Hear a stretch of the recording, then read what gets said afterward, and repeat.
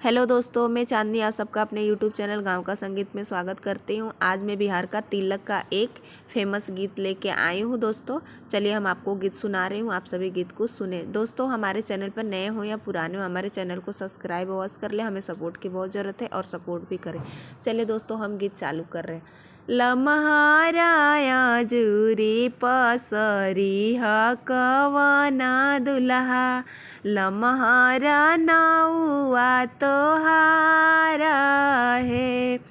लम्हारा हउए तहरा पापा के नामावा हो, लम्हारा कुल परिवार है।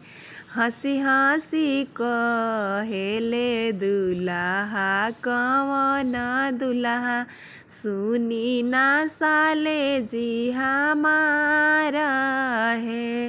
हंडा करार कैनी काहे ना ले आईनी हो, सुनी ना ससुर जी हमारा है।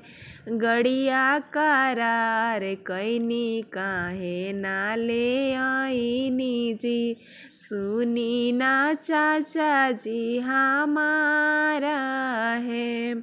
चैना करार कैनी काहे ना ले आईनी जी, सुन तिलक हरू जी आजा है।